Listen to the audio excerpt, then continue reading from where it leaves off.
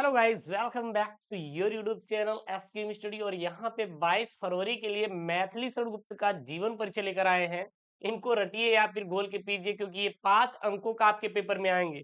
अभी तक प्रैक्टिकल परीक्षाएं चल रही है क्या यार? यार प्रैक्टिकल के साथ साथ यहू पढ़ जाइए, नहीं तो बड़ी दिक्कत हो जाएगी, समस्या खड़ी हो जाएगी। और ऐसी वीडियो पाने के लिए आपको चैनल को क्या करना है, सब्सक्राइब कर देना है, क्योंकि 22 फरवरी के बाद फिजिक्स, केमिस्ट्री, हिंदी और आपका इंग्लिश का बेहतरीन तैयारी आपका यूट्यूब चैनल एसकेएम स्टडी करवा रहा है। देन आपको सपोर्ट करना है यार, और अपने दोस्तों के साथ वीडियो को जरूर से जरूर इसको शेयर करना है, ठीक ना। आज मैं यहाँ पर किसके बारे में लेकर आया हूँ? आज मैं लेकर आया हूँ भाई साहब साहित्यिक परिचय। और ये आपके पेपर पता है 5 अंकों का पूछा जाता है। देखिएगा, जो आपका पेपर होता है यह 100 नंबर में क्या रहता है, डिवाइड रहता है। और अगर हम बात करेंगे कि प्रश्नोत्तर संख्या 5 जो रहता है, ये 2 भागों में डिवाइड रहता है, एक क और दूसरा ख। जो क वाला होता है, इसमें आपका कवि का साहित्यिक परिचय और उनकी प्रमुख कृतियां, और ख वाला आपका लेखक का, सॉरी, लेखक का क वाला रहता है और ख वाला जो रहता है कवि का रहता है। ये 2 सेक्शन में क्या रहता है, आपका डिवाइड रहता है, ठीक ना। तो यहाँ पर जो मैं आपको बताने वाला हूँ मैथिली शरणगुप्त, ये कौन है भैया? तो ये है आपके कवि है। कौन है? कवि है।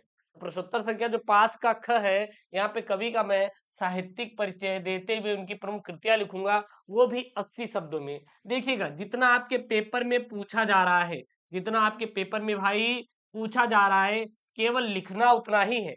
आपको एक्स्ट्रा बिल्कुल नहीं लिखना। एक्स्ट्रा लिखेंगे कोई मतलब ही नहीं, वो पेपर में आएगा ही नहीं, तो एक्स्ट्रा लिखने कोई मतलब ही नहीं निकलता। तो आपके पेपर में जो आए केवल उतना ही लिखिएगा, एक्स्ट्रा आपको लिखने की जरूरत बिल्कुल भी नहीं है, ठीक है ना। यहाँ पे देखेंगे तो यहाँ पे 3 है।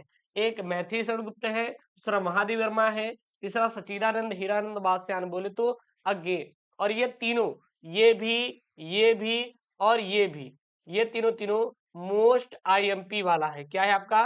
मोस्ट आईएमपी वाला क्या है आपका क्वेश्चन है। अगर पेपर में आएगा तो केवल आपको यही छापना है जो मैं यहाँ पे आपको बता रहा हूँ, ठीक है ना। और इसको घोल कर पी डालिए। अब आपके पास टाइम नहीं है, बचे हुए कम समय में आपको पूरा अच्छा नंबर स्कोर करना है, तो यार आपको पढ़ना तो पड़े ना, जमकर तैयारी तो करनी पड़ेगी ही। बिना तैयारी किए आपका कुछ होने वाला नहीं है, कोई कल्याण नहीं होगा। इसलिए आपको जमकर पढ़ना पड़ेगा।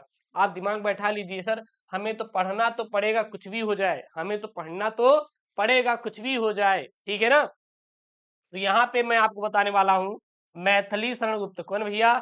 मैथिली शरणगुप्त। सबसे मोस्ट इंपॉर्टेंट वाला आपका कवि का साहित्यिक परिचय है, जो कि आपके पेपर में आएगा, तो छाप देना है। बाद में ये मत बोलिएगा कि गुरुजी हमें नहीं आपने बताया। मैं यहाँ पे बता रहा हूँ, तो आपके पेपर में आने वाला है, इसको छाप के ही जाना है गुरुजी। बिल्कुल गुरुजी, हम तो छाप देंगे, हम तो छाप देंगे। तो हेडिंग डाल लीजिए, हेडिंग डाल लीजिए मैथिली शरणगुप्त। क्या डालेंगे भैया? मैथिली शरणगुप्त आप हेडिंग डाल लेंगे। अब इसमें गुरुजी हम क्या लिखेंगे, क्या लिखेंगे? तो इसमें लिखेंगे प्रसिद्ध राष्ट्र कवि मैथिली शरणगुप्त का जन्म तीरगांव झांसी में 3 अगस्त 1886 में हुआ था। यानी कि जो मैथिली शरणगुप्त है, यह एक प्रसिद्ध कवि है। इनका जन्म कहाँ पर हुआ था? उत्तर प्रदेश के झांसी जिले में तीर गांव में हुआ था, ठीक है ना। कहाँ पर हुआ था?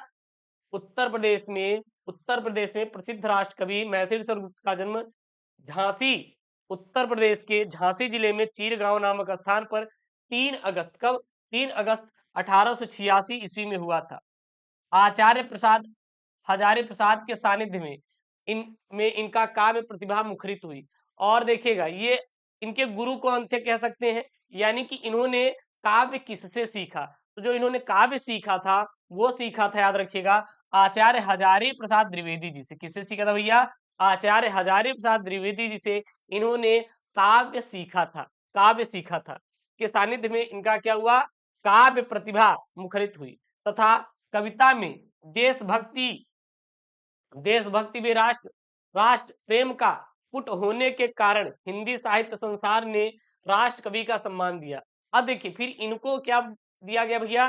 राष्ट्र कवि भी दिया गया, राष्ट्र कवि का सम्मान भी इनको दिया गया। देखिए यहाँ पे राष्ट्र कवि का सम्मान दिया गया। अब राष्ट्र कवि का सम्मान इनको क्यों दिया गया? मैथिली शरणगुप्त को क्यों दिया गया राष्ट्र कवि का सम्मान? इसलिए दिया गया इनको राष्ट्र कवि का सम्मान, क्योंकि ये इनके कविता में देशभक्ति थी, और क्या था? राष्ट्र प्रेम था। किसके? मैथिली शरणगुप्त की। कविता में।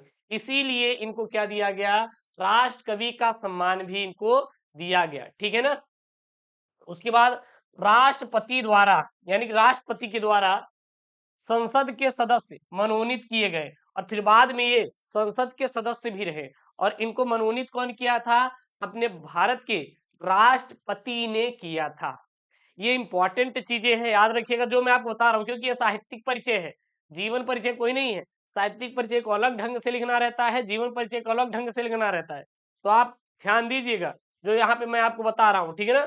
तो राष्ट्र कवि का सम्मान इनको दिया गया, और राष्ट्रपति के द्वारा संसद के सदस्य भी ये मनोनीत किए गए, चुने गए, तथा जीवन पर्यंत साहित्य साधना की 12 दिसंबर 1964 में इनका राष्ट्र कवि का क्या हो गया, देहावसान हो गया। यानी कि ये साहित्य साधना करते हुए इनकी मृत्यु कब हुई, 12 दिसंबर 1964 ईस्वी में इनकी क्या हो गई, मृत्यु हो गई। बस इतना आपको यहां तक लिखना है, ठीक है ना। ध्यान दीजिए, तैयार कर लीजिएगा, जो मैं बता रहा हूँ बस इसी आपको लिखना है। क्या लिखेंगे, प्रसिद्ध राष्ट्रकवि मैथिली शरण गुप्त का जन्म चीरगांव झांसी में 3 अगस्त 1886 में हुआ था।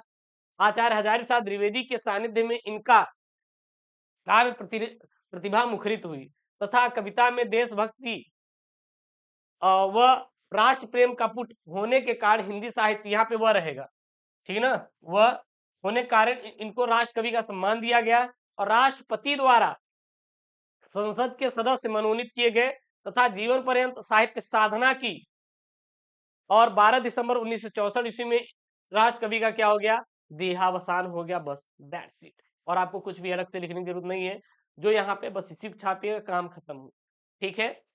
और आगे आगे चलिए देखते हैं हम लोग, आगे आप क्या लिखेंगे। आगे देखिएगा, आगे आपको ये लिखना है कि गुप्त जी का प्रथम काव्य संग्रह भारत भारती था। जो गुप्त जी थे, मैथिली शरण गुप्त जी थे, इनका जो प्रथम काव्य संग्रह का नाम क्या है, तो भारत भारती था। क्या था, भारत भारती था। तदंतर इन्होंने साकेत जयद्रथ वध, भारत भारती, अनग, द्वापर, यशोधरा, पंचवटी, सिद्धराज गुप्त जी की प्रमुख रचनाएं हैं। अब देखिए इनकी जो मैथिली शरण गुप्त जी की प्रमुख रचनाएं कौन कौन सी है, विस्तार तौर पर ध्यान दीजिएगा। इनका जो प्रथम महाकाव्य काव्य संग्रह था, वो क्या था आपका, भारत भारती था। क्या था, भारत भारती था। तदंतर इन्होंने साकेत, जयद्रथवध, भारत भारती, अनघ, द्वापर, यशोधरा, पंचवटी, सिद्धराज गुप्त जी की प्रमुख क्या भाई, रचनाएं हैं। प्राचीन भारतीय इतिहास की कथाएं गुप्त जी के काव्यों का मूल कथानायक रहा, जिससे भारतीय अतीत के गौरवशाली इतिहास के प्रति प्रति गुप्त जी की का प्रेम स्पष्टतः परिलक्षित होता है। यहाँ पे गुप्त रहेगा, क्या रहेगा, गुप्त रहेगा, ठीक है। फिर उसके आगे क्या लिखेंगे, राष्ट्र प्रेम गुप्त जी की कविताओं का प्रमुख स्वर है, और भारतीय जनमानस में वर्तमान परिपक्ष के आधार पर राष्ट्र प्रेम की भावना जागृत करने का श्रेय मैथिली शरण गुप्त को जाता है। किसको जाता है, मैथिली शरण गुप्त को जाता है। बस इसी प्रकार से आपको लिखना है, आराम से आपको कितना मिलेगा भाई, 5 अंक बिल्कुल मिलेगा। आप कहेंगे सर कैसे मिलेगा, क्योंकि जो 5 अंक इसलिए आपको मिलेगा क्योंकि 80 शब्दों में पहली बात आपको लिखना रहता है। कितने, 80 शब्दों में, बस 80 शब्दों में आप लिखिए। ऐसा नहीं कि आप इसको 200 शब्दों में लिख कर चले आएंगे। सर अगर हम 200 शब्दों में लिख कर आएंगे तो क्या हमें एग्जामिनर 100 नंबर दे देगा क्या, अरे नहीं यार, जितना जो शब्द का है उतने में लिखिए ना, आपको मिलेगा तो काहे के लिए आप परेशान होते हैं। तो जितने शब्दों में है उतने ही शब्दों में इसका आंसर देना, काम खत्म हुआ। उतने ही शब्दों में आपको इसका आंसर देना, काम खत्म हुआ, ठीक है ना। तो ये रहे भैया कौन, मैथिली शरण गुप्त का जीवन परिचय। बोलिए, आप ही बोले साहित्यिक परिचय, उनकी प्रमुख कृतियां हैं, मैंने आपको बता दिया जो कि इंपॉर्टेंट है। और अगर आपको तैयार करना है इसके अतिरिक्त तो आप तैयार कर लीजिए महादेव वर्मा का, यहाँ पे शर्मा नहीं भैया वर्मा है, हाँ, सचिदानंद हीरानंद वासयान बोले तो अज्ञे। तो अगर याद करना है तो इनको याद कर लीजिए, मोस्ट इंपॉर्टेंट है, पेपर में आएंगे, एकदम छापने वाले हैं, आप छाप दीजिएगा। बहुत ज्यादा एक्स्ट्रा नहीं सोचना है, ना आपके पेपर में आएगा, ना आपको थिंकिंग करना है। और ऐसी वीडियो पाने के लिए चैनल को सब्सक्राइब करना है, वीडियो को लाइक करके आपको शेयर कर देना है। मिलते हैं नेक्स्ट वीडियो में दोस्तों। Thank you, Jai Hind, take care, bye bye.